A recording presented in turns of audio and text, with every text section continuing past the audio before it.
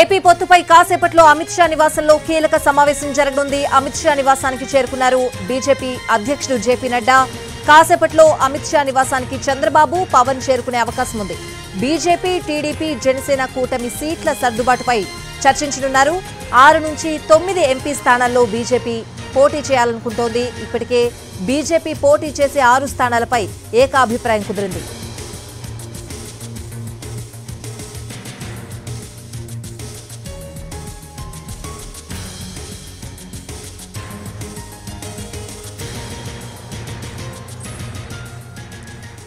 AP పొత్తుపై కాసేపట్లో అమిత్ షా నివాసంలో కీలక సమావేశం జరగబోతోంది. అమిత్ షా నివాసానికి ఇప్పటికే బీజేపీ అధ్యక్షుడు నడ్డా చేరుకున్నారు. అలాగే చంద్రబాబు, పవన్ కళ్యాణ్ కూడా మరి కాసేపట్లో అమిత్ షా నివాసానికి వెళ్లబోతున్నారు. ఇదే అంశానికి సంబంధించిన పూర్తి అప్డేట్స్ అడిగి తెలుసుకుందాం. మా ప్రతినిధి ప్రసాద్ ఢిల్లీ నుంచి లైవ్ లో సిద్ధంగా ఉన్నారు. ప్రసాద్,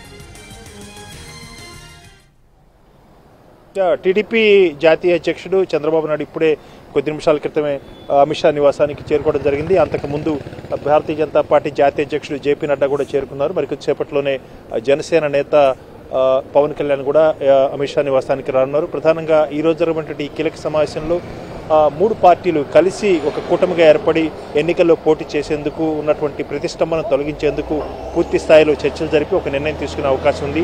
ప్రధానంగా బీజేపీ ఎన్ని స్థానాల్లో పోటీ చేయాలి అన్న అంశంపైనే సందిగ్ధత నెలకొని ఉంది. దీనికి సంబంధించి బీజేపీ ఇప్పటికే పెద్ద ఎత్తున కసరత్తు కూడా చేసింది.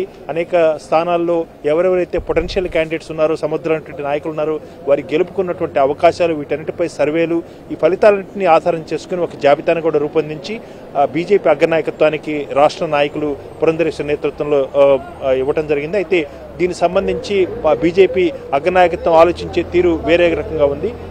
జాతీయ అవసరాలు, అదేవిధంగా ప్రభుత్వ పరంగా రాబోయే ప్రభుత్వం మోడీ నేతృత్వంలో 3వసారి ప్రభుత్వం ఏర్పడబోతున్నటువంటి సందర్భంలో ప్రతి రాష్ట్రం నుంచి కూడా బీజేపీకి ప్రాతినిధ్యం ఉండాలి. లోక్సభ నుంచి ప్రతి రాష్ట్రం నుంచి కూడా బీజేపీ తరఫున అభ్యర్థులు ప్రాతినిధ్యం వహించి లోక్సభలో ఉండాలి అన్న అంశాన్ని దృష్టిలో పెట్టుకొని పొత్తు ప్రతి రాష్ట్రంలో కూడా ప్రాంతీయ పార్టీలు ఉన్న చోట ప్రతి ప్రాంతీయ పార్టీతోనూ కూడా పొత్తులు పెట్టుకోవాలని ఒక విధానపరమైన నిర్ణయం తీసుకుని ఆ మేరకు పొత్తులు పెట్టుకునేందుకు ఆలోచిస్తుంది. ఈ నేపథ్యంలో కొంతమేరకు వెసులుబాటు ఉండే అవకాశం ఉన్నప్పటికీ కూడా బీజేపీ మాత్రం పెద్ద ఎత్తున లోక్సభ స్థానాల్లో పోటీ చేయాలని చెప్పి ఏపీలో భావిస్తుంది. ఆ మేరకు ఇప్పటికే 9 స్థానాలకు సంబంధించి ఒక జాబితాను కూడా రూపొందించి ఆ మేరకు టీడీపీకి కూడా అందజేయడం జరిగింది. దీనిపై ఈరోజు చర్చ జరగనుంది. ఇటు 3 పార్టీలు కూడా కలిసి ఒక సయోధ్య కుదిరించుకొని ఆ మేరకు సీట్ల సర్దుబాటు ఒక నిర్ణయం తీసుకునే అవకాశం ఉంది.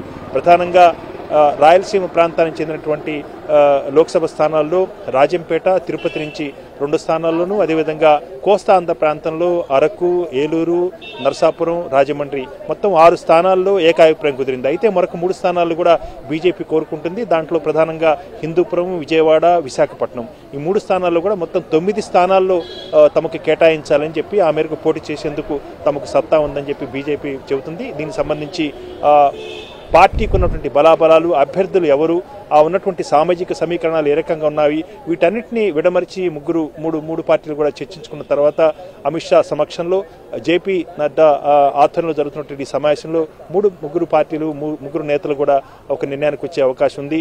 6 లోక్సభ స్థానాలు, 12 అసెంబ్లీ స్థానాల్లో బీజేపీ పోటీ చేసేందుకు ఏమాత్రం కూడా అభ్యంతరం లేకుండా ఒక అభిప్రాయం మాత్రం, ఒక ఏకాభిప్రాయం మాత్రం వచ్చినట్టుగా తెలుస్తుంది. అయితే ఎక్కువ స్థానాల్లో కోరుకుంటున్నటువంటి బీజేపీ ఆ స్థానాలకు ఉన్నటువంటి లాభ నష్టాలు, గెలుపునే ఆధారం చేసుకొని అభ్యర్థులను ఎంపిక చేసుకోవాలి. కాబట్టి ఇది చాలా కీలకమైనటువంటి నిర్ణయాలు. కాబట్టి ఈ సమావేశంలో 3 పార్టీలు చెందినటువంటి నేతలంతా కూడా కూర్చొని చర్చించే అవకాశం ఉంది. బహుశా ఈ రోజు ఒక నిర్ణయానికి వస్తుంది, ఒక స్పష్టత వస్తుంది.